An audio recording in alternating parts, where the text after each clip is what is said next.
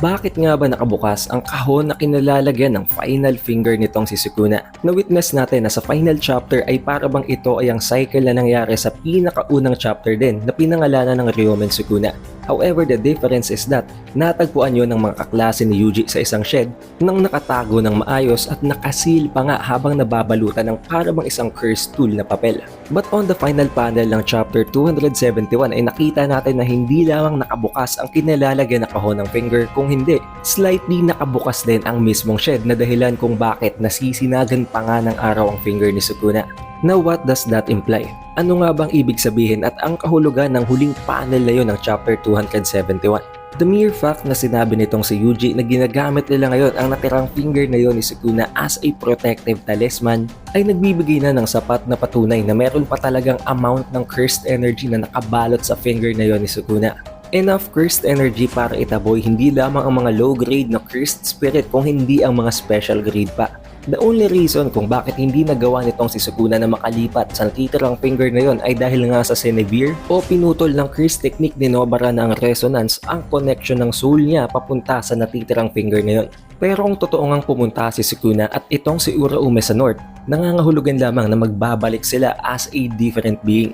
And at some point, pwedeng magkaroon ng reconnection sa gitna ng panibagong being na yun na reincarnation nitong si Sukuna at sa kanyang finger sa kanyang past life. But it will be different.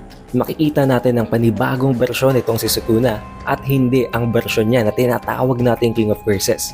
Nalinaw ang lahat ng ito matapos ang ikatlong conversation nila ni Mahito bago sila mag-proceed sa afterlife. Nasabi nitong si Mahito na gagawa niyang makipag-usap sa mga yumao na ng mga soul ng curses nang dahil sa ang curse technique nga niya has something to do with the soul. Nagagawa nitong mag-interfere sa mga soul ng mga beings, kaya nagagawa din niyang makausap gamit ng kanyang vestige ang mga cursed spirit na papunta na sa afterlife. Nang dahil din sa abilidad na ito ay nabasa niya at nakita niya ang soul nitong si Sukuna. Na dahilan din kung bakit nakita at nalinaw sa atin kung ano ang tunay na tumatakbo sa isip at sa puso ni Sukuna. Sinabi ni Mahito na isang sinungaling itong si Sukuna dahil ang alam natin, walang dahilan ang pagpatay ni Sukuna. Pumapatay siya dahil gusto lamang niyang pumatay and for no specific reason at all. Ito ang rason kung bakit kinatatautan siya ng lahat, kung bakit siya na-regard as a disaster at kung bakit na-reach niya ang pinnacle ng Jujutsu which later on earned him the title of the King of Curses. Subalit bago tinapos ni Gege Akutami ang kwento, pinakita niya na hindi talaga yon ang katotohanan at mayroon talagang rason kung bakit ganito ang nangyari kay Sukuna, kung bakit ganito ang kanyang mindset at kung bakit ganito na lamang ang ginagawa niya all throughout his life. Sinabi ni Mahito na ginagawa ito ni Sukuna as revenge. Pero revenge para kanino? Maari bang para sa kanyang nanay? Dahil nga sa niluwal siya nito as a curse, ay na-discriminate ang kanyang nanay and at some point ay naitrato pa nga as a witch at pinatay na dahilan kung bakit naulila siya at wala nang gumabay sa kanya paglaki. Pwede rin namang para kay Uraume dahil nakita naman natin sa last chapter na yon na itong si Uraume talaga ang pinakahuling pinagresortan nitong si Sukuna ng kanyang final decisions. Maaring ang revenge na tinutukoy nitong si Mahito ay tulad ng nangyari kay Geto Suguru. Nakita natin kung gaano katindi ang discrimination na nangyayari sa mga Jujutsu sorcerers at sa mga normal na humans. It might also be the reason kung bakit nagkaroon ng ganitong pag-iisip si Sukuna na gustong-gusto niyang patayin lahat ng humans. The only difference is that walang pinipili itong si Sukuna. Kahit na ang curses, kahit na ang mga normal na Jujutsu sorcerers na hindi naman kumukontra sa kanya ay pinapatay pa rin niya for the sake of enjoyment. Subalit ang pinaka-importanteng parte ng chapter na yon ay ang redemption nitong si Sukuna. Nabanggit nitong si Sukuna na aside from that way of living ay meron siyang two choices. Two choices na pwede sana niyang ginawa na magbabago ng kanyang path in life. Nagbigay ng dalawang choices dito si Sukuna pero it was never specified kung ano talaga ang kahulugan nito. Ipinakita lamang nito sa kanyang likuran ng imahe ng dalawang babae. Ang nasa kanan ay si Uraume at ang nasa kaliwa ay ang isa sa pinaka-pinagtatalunan na impormasyon ngayon sa final chapter. Kung ito ba ay si Yorozu o ang mother ni Sukuna. But for me, honestly, I think ito si Yorozu. Dahil first of all, nasabi ni Sukuna na ito ang kanyang two possible choices. There was no way of getting back to his mother. Patay na ang nanay ni Sukuna at nangyari pa ang pagbibigay buhay sa kanya way back in the past 100 years. However, itong si Yorozu, buhay pa at na-reincarnate. The only mistake Sukuna did is that pinatay niya si Yorozu kaya wala na rin siya ngayon. Pero tulad nga ng sinabi niya, he had two choices, which I think at this point isa na lang dahil si Uraume na lang ang nananatili sa kanyang tabi. I think ang rason din kung bakit nasabi ni Sukuna na these are the two possible choices other than being the King of Curses is that ang dalawang nilalang na ito ang natatanging mga individual na nagpakita sa kanya ng true and genuine emotion. Unang-una, alam naman natin kung ano at gaano katindi ang pagtingin nitong si Yorozuke Sukuna. Gustong-gusto niyang turuan si Sukuna kung ano ang meaning ng love, however, in a different way, to the point na nagresulta ito sa isang napaka-deadly na laban at naghantong sa kamatayan niya. On the other hand, there was Uraume who thinks nothing else but serving Sukuna. From the beginning up to the end ay nakita natin na sumuko na itong si Uraume matapos mamatay si Sukuna. Hindi niya na pinili pang makipaglaban kay Hakari for revenge at mas pinili niya pang sumama kay Sukuna sa afterlife. Which I think is worth it naman dahil nakita naman natin na maging sa pagtatapos ng chapter ay nandun at magkasama ang dalawang ito sa kanilang path.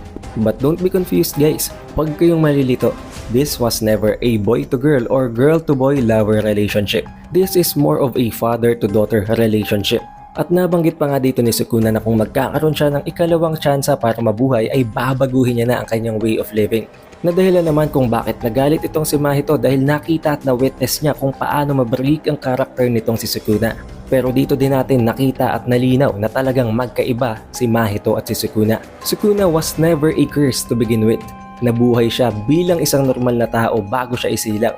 He truly had emotions within himself at talagang hindi niya lamang ito ipinapakita para ipakitang wala siyang nararamdaman sa lahat ng individual na nakakaharap niya. But Mahito on the other hand is a literal curse. From the very beginning, magmula pa lamang nang isilang siya, isa na talaga siyang literal na cursed spirit. Kaya wala siyang kahit na anong emosyon. Ang natatanging bagay na nasa isip niya ay ang destruction at ang pagpatay ng mga tao. So given all of this information, given all of these facts and details na nalikom natin mula sa chapter 271, if Sukuna was ever to be given another shot at life at kung marere-incarnate nga siya kung pumunta silang dalawa ni Uraume sa North, he will never be a villain anymore. I can hardly imagine na magiging kakampi o isang alay itong si Sukuna, but basing from his redemption sa last chapter, mako-confirm na natin from here on out na hindi na siya magiging isang kalaban. But of course, these are all just possibilities kung magkakaroon tayo ng part 2 or ng sequel sa Jujutsu Kaisen, na I really think will happen tulad na lamang ng nangyari sa Chainsaw Man. Dahil kung hindi pa kayo nai-inform guys, way back June 2024 ay nagkaroon ng surgery itong si Gege Akutami, isang surgery sa kanyang appendix, na dahilan kung bakit sa chapter 262 ay nakapag-release lang siya ng 9 pages. Yun din ang dahilan kung bakit nagkaroon tayo ng chapter 262.5 dahil maaaring yun ang parte ng chapter 262 na hindi niya natapos dahil sa kanyang surgery. Maaaring as of the moment ay nagpapahinga lang si Gege Akutami para sa kanyang health tulad na lamang na ginawa ni Togashi. And at some point pwedeng makareceive na lamang tayo ng announcement na magkakaroon ng part 2 ang JJK. But for now, hayaan na muna nating magpahinga itong si Gege Akutami dahil who knows, he might make the greatest comeback of all time with a much better storyline. But for the meantime, of course, magre-review muna tayo ng ibang mga new gens and currently nare-review na natin ang series na Kaiju number 8. It has the vibe of One Punch Man and Attack on Titan combined. So if you want to check that out too, ilalagay ko ang link sa comment section. But of course, you guys can suggest kung anong mga manga series ang gusto nyong talakayin natin sa channel. Ilagay nyo lamang yan sa comment section at kung ano ang may pinakamataas na number ng suggestions ay tatalakayin natin right away. If you reach this point, surely you had a great time, kaya mag-iwan ka na ng like, subscribe and ring the bell button. It is the Updated Weeb and I will see you guys on the next one.